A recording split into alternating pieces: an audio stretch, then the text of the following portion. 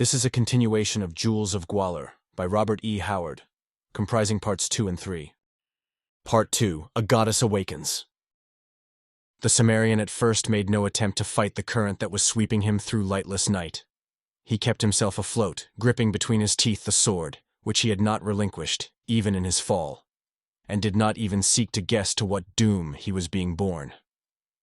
But suddenly, a beam of light lanced the darkness ahead of him. He saw the surging, seething black surface of the water, in turmoil as if disturbed by some monster of the deep, and he saw the sheer stone walls of the channel curved up to a vault overhead.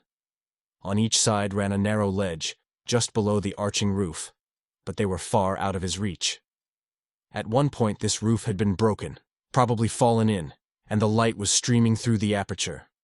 Beyond that shaft of light was utter blackness, and panic assailed the Cimmerian as he saw he would be swept on past that spot of light, and into the unknown blackness again. Then he saw something else. Bronze ladders extended from the ledges to the water's surface at regular intervals, and there was one just ahead of him. Instantly he struck out for it, fighting the current that would have held him to the middle of the stream.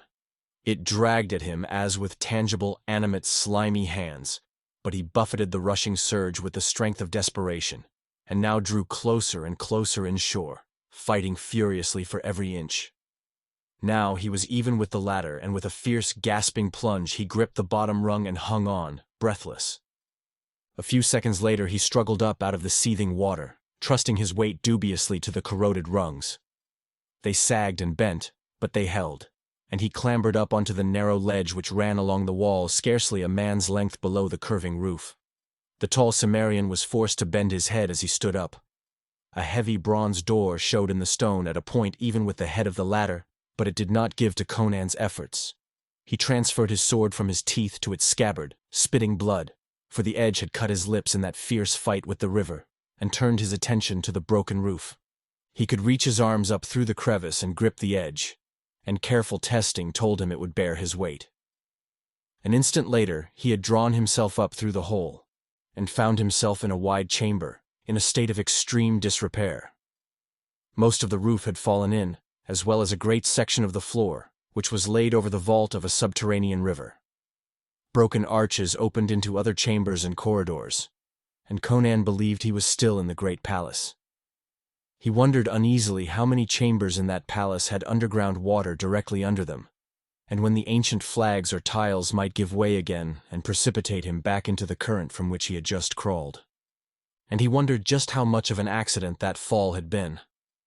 Had those rotten flags simply chanced to give way beneath his weight, or was there a more sinister explanation? One thing at least was obvious. He was not the only living thing in that palace. That gong had not sounded of its own accord, whether the noise had been meant to lure him to his death or not. The silence of the palace became suddenly sinister, fraught with crawling menace. Could it be someone on the same mission as himself? A sudden thought occurred to him, at the memory of the mysterious Bit Yakin. Was it not possible that this man had found the teeth of Gwahlur in his long residence in Alkmenen, that his servants had taken them with them when they departed? The possibility that he might be following a will-o'-the-wisp infuriated the Cimmerian. Choosing a corridor which he believed led back toward the part of the palace he had first entered, he hurried along it, stepping gingerly as he thought of that black river that seethed and foamed somewhere below his feet. His speculations recurrently revolved about the oracle chamber and its cryptic occupant. Somewhere in that vicinity must be the clue to the mystery of the treasure, if indeed it still remained in its immemorial hiding place. The great palace lay silent as ever, disturbed only by the swift passing of his sandaled feet. The chambers and halls he traversed were crumbling into ruin, but as he advanced the ravages of decay became less apparent. He wondered briefly for what purpose the ladders had been suspended from the ledges over the subterranean river, but dismissed the matter with a shrug. He was little interested in speculating over unremunerative problems of antiquity. He was not sure just where the oracle chamber lay, from where he was, but presently he emerged into a corridor which led back into the great throne room under one of the arches. He had reached a decision. It was useless for him to wander aimlessly about the palace, seeking the hoard. He would conceal himself somewhere here, wait until the Kashani priests came, and then, after they had gone through the farce of consulting the oracle, he would follow them to the hiding place of the gems, to which he was certain they would go. Perhaps they would take only a few of the jewels with them. He would content himself with the rest. Drawn by a morbid fascination, he re-entered the oracle chamber and stared down again at the motionless figure of the princess, who was worshipped as a goddess, entranced by her frigid beauty. What cryptic secret was locked in that marvelously molded form? He started violently. The breath sucked through his teeth, the short hairs prickled at the back of his scalp. The body still lay as he had first seen it, silent, motionless, in breastplates of jeweled gold, gilded sandals and silken shirt. But now there was a subtle difference. The lissom limbs were not rigid. A peach bloom touched the cheeks. The lips were red. With a panicky curse, Conan ripped out his sword. "Crom, she's alive!" At his words, the long dark lashes lifted. The eyes opened and gaped up at him inscrutably, dark, lustrous, mystical. He glared in frozen speechlessness.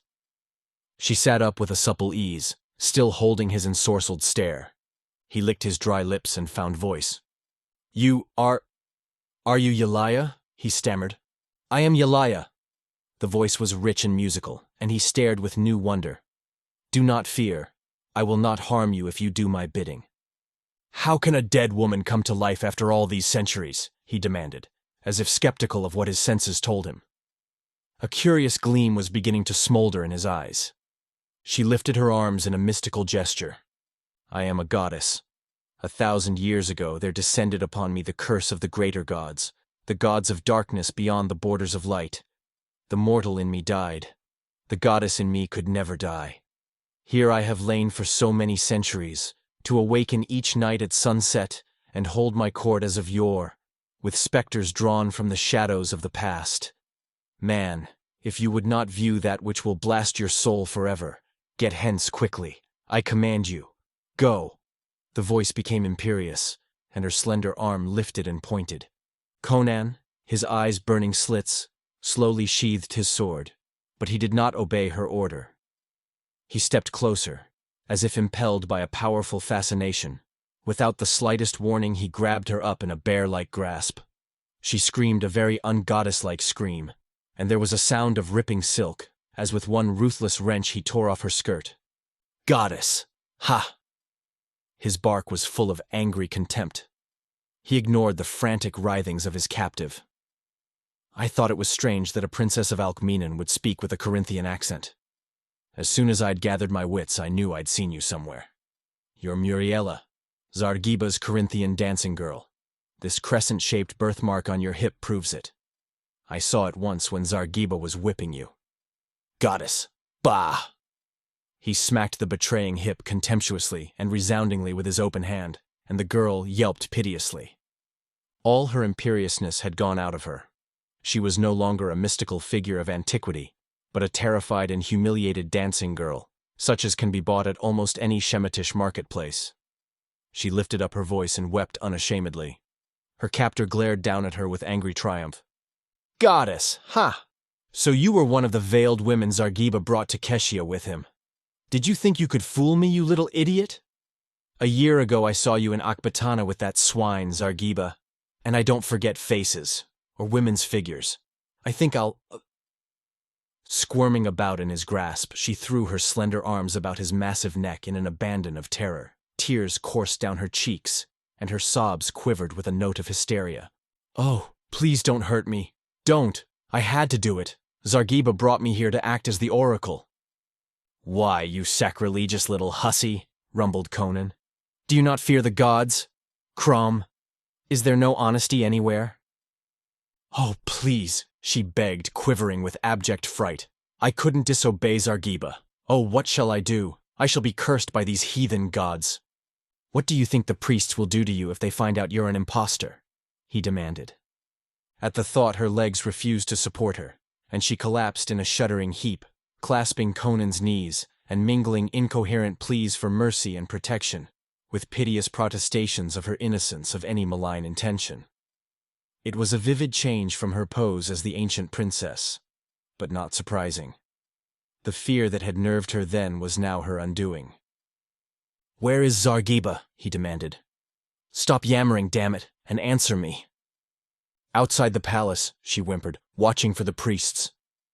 "How many men with him?" "None. We came alone." "Ha!" It was much like the satisfied grunt of a hunting lion. "You must have left Keshia a few hours after I did. Did you climb the cliffs?" She shook her head, too choked with tears to speak coherently. With an impatient imprecation, he seized her slim shoulders and shook her until she gasped for breath. "Will you quit that blubbering and answer me? How did you get into the valley?" "Zargiba knew the secret way," she gasped. "The priest Gwarunga told him, and Thutmekri. On the south side of the valley there is a broad pool lying at the foot of the cliffs. There is a cave mouth under the surface of the water that is not visible to the casual glance. We ducked under the water and entered it. The cave slopes up out of the water swiftly and leads through the cliffs. The opening on the side of the valley is masked by heavy thickets. I climbed the cliffs on the east side," he muttered. "Well, what then?" "We came to the palace and Zargiba hid me among the trees while he went to look for the chamber of the oracle. I do not think he fully trusted Gwarunga. While he was gone, I thought I heard a gong sound, but I was not sure. Presently Zargiba came and took me into the palace and brought me to this chamber, where the goddess Yelaya lay upon the dais. He stripped the body and clothed me in the garments and ornaments. Then he went forth to hide the body and watch for the priests. I have been afraid. When you entered, I wanted to leap up and beg you to take me away from this place, but I feared Zargiba. When you discovered I was alive, I thought I could frighten you away." "What were you to say as the oracle?" he asked. "I was to bid the priests to take the teeth of Gwahlur and give some of them to Thutmekri as a pledge, as he desired, and place the rest in the palace at Keshia. I was to tell them that an awful doom threatened Kashan if they did not agree to Thutmekri's proposals. And, oh yes, I was to tell them that you were to be skinned alive immediately." "Thutmekri wanted the treasure where he, or the Zimbabweans, could lay hand on it easily," muttered Conan, disregarding the remark concerning himself. "I'll carve his liver yet. Gwarunga is a party to this swindle, of course. Number he believes in his gods, and is incorruptible. He knows nothing about this. He will obey the oracle." It was all Thutmekri's plan. Knowing the Kashani would consult the oracle, he had Zargiba bring me with the embassy from Zimbabwe, closely veiled and secluded. "Well, I'm damned," muttered Conan. "A priest who honestly believes in his oracle and cannot be bribed. Crom. I wonder if it was Zargiba who banged that gong. Did he know I was here? Could he have known about that rotten flagging? Where is he now, girl?" "Hiding in a thicket of lotus trees, near the ancient avenue that leads from the south wall of the cliffs to the palace," she answered. Then she renewed her importunities. "Oh, Conan, have pity on me. I am afraid of this evil ancient place. I know I have heard stealthy footfalls padding about me. Oh, Conan, take me away with you. Zargiba will kill me when I have served his purpose here, I know it. The priests, too, will kill me if they discover my deceit. He is a devil. He bought me from a slave trader who stole me out of a caravan bound through southern Koth, and has made me the tool of his intrigues ever since. Take me away from him. You cannot be as cruel as he. Don't leave me to be slain here. Please, please." She was on her knees clutching at Conan hysterically, her beautiful tear-stained face upturned to him, her dark silken hair flowing in disorder over her white shoulders. Conan picked her up and set her on his knee. "Listen to me. I'll protect you from Zargiba. The priest shall not know of your perfidy, but you've got to do as I tell you." She faltered promises of explicit obedience, clasping his corded neck as if seeking security from the contact. "Good. When the priests come, you'll act the part of Yelaya, as Zargiba planned. It'll be dark, and in the torchlight, they'll never know the difference. But you'll say this to them. It is the will of the gods that the Stygian and his Shemitish dogs be driven from Kashan. They are thieves and traitors who plot to rob the gods. Let the teeth of Gwahlur be placed in the care of the General Conan. Let him lead the armies of Kashan. He is beloved of the gods." She shivered with an expression of desperation, but acquiesced. "But Zargiba?" she cried. "He'll kill me!" Don't worry about Zargiba, he grunted. I'll take care of that dog, you do as I say. Here, put up your hair again, it's fallen all over your shoulders, and the gem's fallen out of it. He replaced the great glowing gem himself, nodding approval. It's worth a roomful of slaves itself alone. Here, put your skirt back on. It's torn down the side, but the priest will never notice it. Wipe your face. A goddess doesn't cry like a whipped schoolgirl. By Crom, you do look like Yelaya, face, hair, figure, and all. If you act the goddess with the priests as well as you did with me, you'll fool them easily. I'll try, she shivered. Good. I'm going to find Zargiba. At that, she became panicky again. No, don't leave me alone. This place is haunted. There's nothing here to harm you, he assured her impatiently. Nothing but Zargiba, and I'm going to look after him. I'll be back shortly. I'll be watching from close by in case anything goes wrong during the ceremony. But if you play your part properly, nothing will go wrong. And turning, he hastened out of the oracle chamber. Behind him, Muriela squeaked wretchedly at his going. Twilight had fallen. The great rooms and halls were shadowy and indistinct. Copper friezes glinted dully through the dusk. Conan strode like a silent phantom through the great halls, with a sensation of being stared at from the shadowed recesses by invisible ghosts of the past. No wonder the girl was nervous amid such surroundings. He glided down the marble steps like a slinking panther, sword in hand. Silence reigned over the valley, and above the rim of the cliff stars were blinking out. If the priests of Keshia had entered the valley, there was not a sound, not a movement in the greenery to betray them. He made out the ancient broken paved avenue, wandering away to the south, lost amid clustering masses of fronds and thick-leaved bushes. He followed it warily, hugging the edge of the paving where the shrubs massed their shadows thickly, until he saw ahead of him, dimly in the dusk, the clump of lotus trees, the strange growth peculiar to the black lands of Kush. There, according to the girl, Zargiba should be lurking. Conan became stealth personified.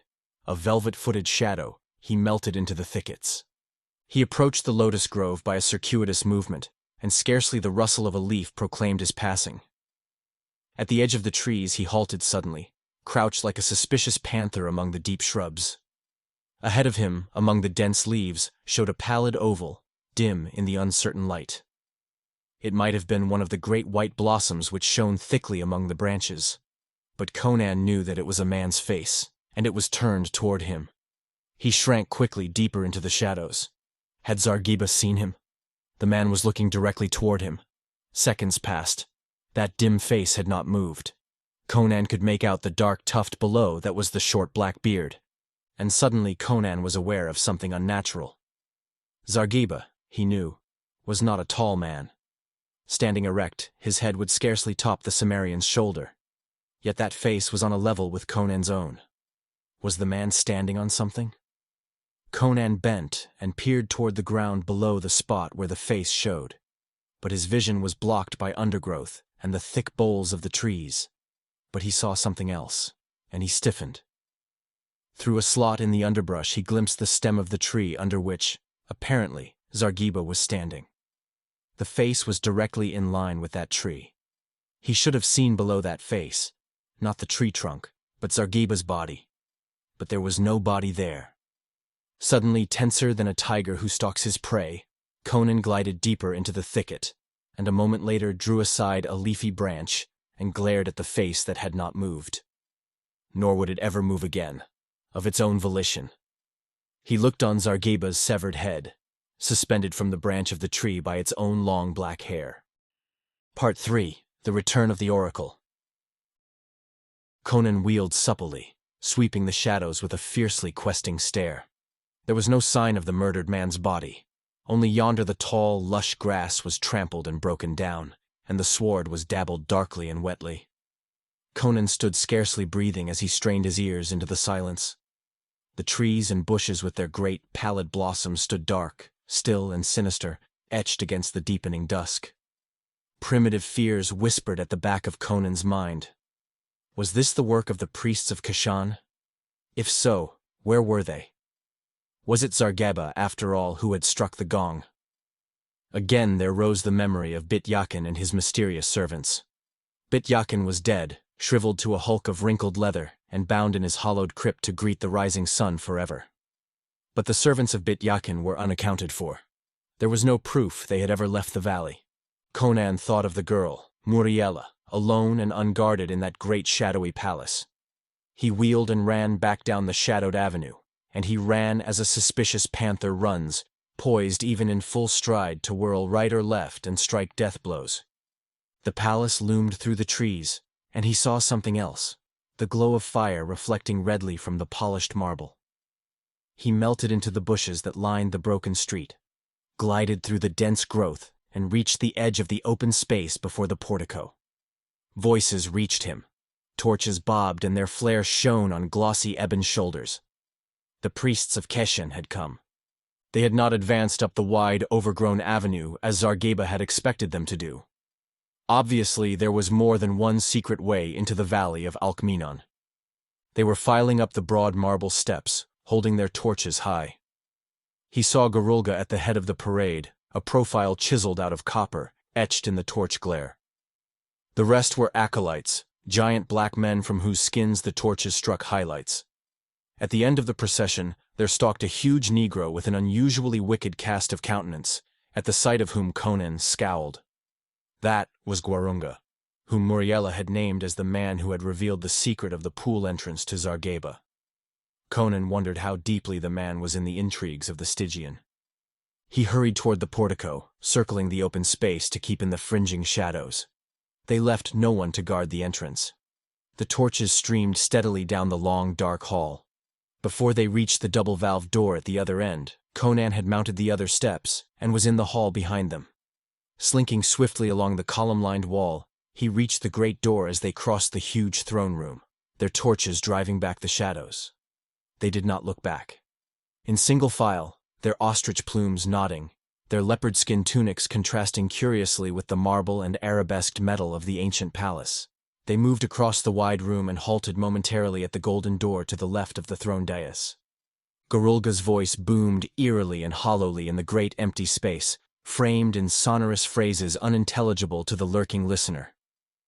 Then the high priest thrust open the golden door and entered, bowing repeatedly from his waist, and behind him the torches sank and rose, showering flakes of flame as the worshippers imitated their master. The gold door closed behind them, shutting out sound and sight, and Conan darted across the throne chamber and into the alcove behind the throne. He made less sound than a wind blowing across the chamber. Tiny beams of light streamed through the apertures in the wall as he pried open the secret panel. Gliding into the niche, he peered through. Muriela sat upright on the dais, her arms folded, her head leaning back against the wall, within a few inches of his eyes. The delicate perfume of her foamy hair was in his nostrils. He could not see her face, of course, but her attitude was as if she gazed tranquilly into some far gulf of space, over and beyond the shaven heads of the black giants who knelt before her. Conan grinned with appreciation. The little slut's an actress, he told himself. He knew she was shriveling with terror, but she showed no sign. In the uncertain flare of the torches, she looked exactly like the goddess he had seen lying on that same dais, if one could imagine that goddess imbued with vibrant life. Gwahlur was booming forth some kind of a chant in an accent unfamiliar to Conan, and which was probably some invocation in the ancient tongue of Alkmeenon, handed down from generation to generation of high priests. It seemed interminable. Conan grew restless. The longer the thing lasted, the more terrific would be the strain on Muriela. If she snapped, he hitched his sword and dagger forward. He could not see the little trollop tortured and slain by these men. But the chant, deep, low-pitched, and indescribably ominous, came to a conclusion at last, and a shouted acclaim from the acolytes marked its period. Lifting his head and raising his arms toward the silent form on the dais, Gwahlur cried in the deep, rich resonance that was the natural attribute of the Kashani priest. O great goddess, dweller with the Great One of Darkness, let thy heart be melted, thy lips opened for the ears of thy slave whose head is in the dust beneath thy feet. Speak, great goddess of the holy valley. Thou knowest the paths before us. The darkness that vexes us is as the light of the midday sun to thee. Shed the radiance of thy wisdom on the paths of thy servants. Tell us, O mouthpiece of the gods, What is their will concerning Thutmekri the Stygian? The high-piled burnished mass of hair that caught the torchlight in dull bronze gleams quivered slightly. A gusty sigh rose from the blacks, half in awe, half in fear. Muriella's voice came plainly to Conan's ears in the breathless silence, and it seemed cold, detached, impersonal, though the Cimmerian winced at the Corinthian accent. "It is the will of the gods that the Stygian and his Shemitish dogs be driven from Keshan." She was repeating his exact words. "They are thieves and traitors who plot to rob the gods. Let the teeth of Gwahlur be placed in the care of the general Conan. Let him lead the armies of Keshan. He is beloved of the gods." There was a quiver in her voice as she ended, and Conan began to sweat, believing she was on the point of an hysterical collapse. But the blacks did not notice, any more than they identified the Corinthian accent, of which they knew nothing. They smote their palms softly together, and a murmur of wonder and awe rose from them. Gorulga's eyes glittered fanatically in the torchlight. "Yelaya has spoken," he cried in an exalted voice. "It is the will of the gods. Long ago, in the days of our ancestors, they were made taboo and hidden at the command of the gods, who wrenched them from the awful jaws of Gwahlur, the king of darkness, in the birth of the world. At the command of the gods, the teeth of Gwahlur were hidden. At their command, they shall be brought forth again. O star-born goddess, give us your leave to go to the secret hiding place of the teeth to secure them for him, whom the gods love." "You have my leave to go," answered the false goddess, with an imperious gesture of dismissal that set Conan grinning again, and the priests backed out, ostrich plumes and torches rising and falling with the rhythm of their genuflections. The gold door closed, and with a moan, the goddess fell back limply on the dais. "Conan!" she whimpered faintly. "Conan!" "Shh!" he hissed through the apertures, and turning, glided from the niche and closed the panel. A glimpse past the jamb of the carven door showed him the torches receding across the great throne room, but he was at the same time aware of a radiance that did not emanate from the torches. He was startled, but the solution presented itself instantly. An early moon had risen, and its light slanted through the pierced dome, which by some curious workmanship intensified the light. The shining dome of Alkmeenon was no fable then. Perhaps its interior was of the curious whitely flaming crystal found only in the hills of the Black Countries. The light flooded the throne room and seeped into the chambers immediately adjoining. But as Conan made toward the door that led into the throne room, he was brought around suddenly by a noise that seemed to emanate from the passage that led off from the alcove. He crouched at the mouth, staring into it, remembering the clangor of the gong that had echoed from it to lure him into a snare. The light from the dome filtered only a little way into that narrow corridor, and showed him only empty space. Yet, he could have sworn that he had heard the furtive pad of a foot somewhere down it. While he hesitated, he was electrified by a woman's strangled cry from behind him. Bounding through the door behind the throne, he saw an unexpected spectacle in the crystal light. The torches of the priests had vanished from the great hall outside, but one priest was still in the palace, Gwarunga. His wicked features were convulsed with fury, and he grasped the terrified Muriella by the throat, choking her efforts to scream and plead, shaking her brutally. "Traitress!" Between his thick red lips his voice hissed like a cobra. "What game are you playing? Did not Zargiba tell you what to say? I, Thutmekri, told me. Are you betraying your master, or is he betraying his friends through you? Slut! I'll twist off your false head, but first I'll—" A widening of his captive's lovely eyes as she stared over his shoulder warned the huge black. He released her and wheeled, just as Conan's sword lashed down. The impact of the stroke knocked him headlong backward to the marble floor, where he lay twitching, blood oozing from a ragged gash in his scalp.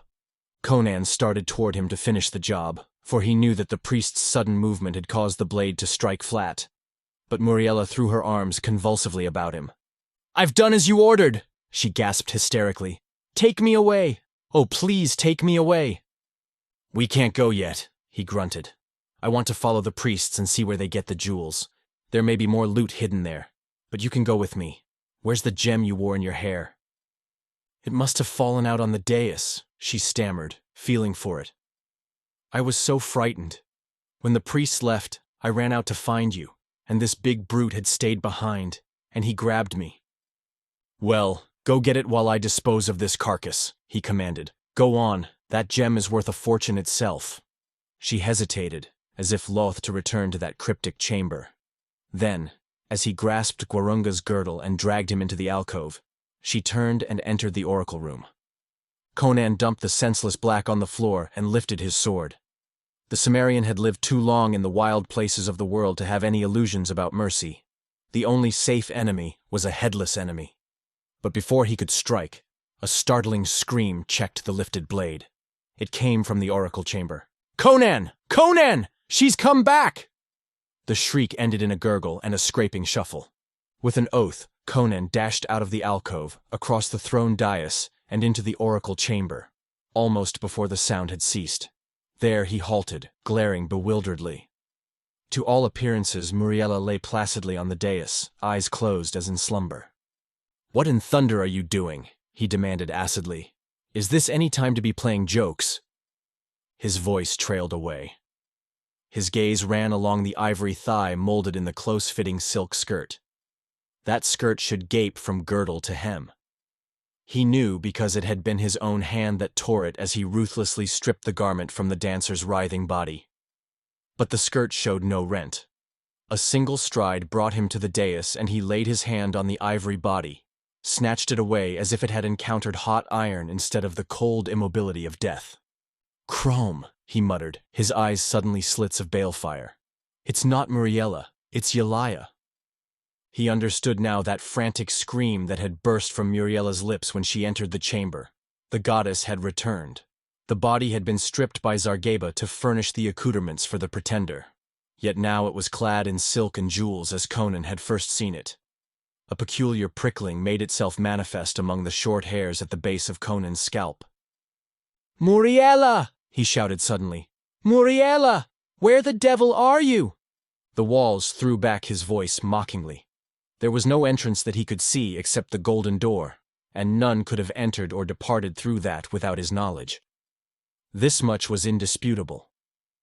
Yelaya had been replaced on the dais within the few minutes that had elapsed since Muriela had first left the chamber to be seized by Gwarunga.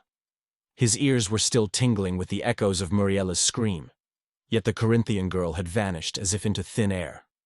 There was but one explanation that offered itself to the Cimmerian, if he rejected the darker speculation that suggested the supernatural. Somewhere in the chamber there was a secret door, and even as the thought crossed his mind, he saw it. In what had seemed a curtain of solid marble, a thin perpendicular crack showed, and in the crack hung a wisp of silk. In an instant he was bending over it. That shred was from Muriela's torn skirt. The implication was unmistakable. It had been caught in the closing door and torn off, as she was borne through the opening by whatever grim beings were her captors. The bit of clothing had prevented the door from fitting perfectly into its frame. Thrusting his dagger point into the crack, Conan exerted leverage with a corded forearm. The blade bent, but it was of unbreakable Akbadanan steel. The marble door opened. Conan's sword was lifted as he peered into the aperture beyond, but he saw no shape of menace. Light filtering into the oracle chamber revealed a short flight of steps cut out of marble. Pulling the door back to its fullest extent, he drove his dagger into a crack in the floor, propping it open. Then he went down the steps without hesitation. He saw nothing, heard nothing. A dozen steps down, the stair ended in a narrow corridor which ran straight away into gloom. He halted suddenly, posed like a statue at the foot of the stair, staring at the paintings which frescoed the walls, half visible in the dim light which filtered down from above. The art was unmistakably Pelishtim. He had seen frescoes of identical characteristics on the walls of Asgalun, but the scenes depicted had no connection with anything Pelishtim, except for one human figure, frequently recurrent. A lean, white-bearded old man whose racial characteristics were unmistakable. They seemed to represent various sections of the palace above. Several scenes showed a chamber he recognized as the oracle chamber, with the figure of Yelaya stretched upon the ivory dais, and huge black men kneeling before it. And there were other figures too, figures that moved through the deserted palace, did the bidding of the Pelishtim, and dragged unnameable things out of the subterranean river. In the few seconds Conan stood frozen, Hitherto unintelligible phrases in the parchment manuscript blazed in his brain with chilling clarity. The loose bits of the pattern clicked into place. The mystery of Bityakin was a mystery no longer, nor the riddle of Bityakin's servants. Conan turned and peered into the darkness, an icy finger crawling along his spine. Then he went along the corridor, cat-footed, and without hesitation, moving deeper and deeper into the darkness as he drew farther away from the stair. The air hung heavy with the odor he had scented in the court of the gong. Now, in utter blackness, he heard a sound ahead of him, the shuffle of bare feet or the swish of loose garments against stone, he could not tell which. But an instant later, his outstretched hand encountered a barrier which he identified as a massive door of carven metal. He pushed against it fruitlessly, and his sword point sought vainly for a crack. It fitted into the sill and jambs as if molded there. He exerted all his strength, his feet straining against the door, the veins knotting in his temples. It was useless. A charge of elephants would scarcely have shaken that titanic portal. As he leaned there, he caught a sound on the other side that his ears instantly identified. It was the creak of rusty iron, like a lever scraping in its slot. Instinctively, action followed recognition so spontaneously that sound, impulse, and action were practically simultaneous. And as his prodigious bound carried him backward, there was the rush of a great bulk from above, and a thunderous crash filled the tunnel with deafening vibrations. Bits of flying splinters struck him. A huge block of stone, he knew from the sound, dropped on the spot he had just quitted. An instant's slower thought or action, and it would have crushed him like an ant. Conan fell back. Somewhere on the other side of that metal door, Muriela was a captive, if she still lived. But he could not pass that door, and if he remained in the tunnel, another block might fall, and he might not be so lucky. It would do the girl no good for him to be crushed into a purple pulp. He could not continue his search in that direction. He must get above ground and look for some other avenue of approach. He turned and hurried toward the stair, sighing as he emerged into comparative radiance. And as he set foot on the first step, the light was blotted out, and above him the marble door rushed shut with a resounding reverberation. Something like panic seized the Cimmerian then, trapped in that black tunnel, and he wheeled on the stair, lifting his sword and glaring murderously into the darkness behind him, expecting a rush of ghoulish assailants. But there was no sound or movement down the tunnel. Did the men beyond the door, if they were men, believe that he had been disposed of by the fall of the stone from the roof, which had undoubtedly been released by some sort of machinery? Then why had the door been shut above him?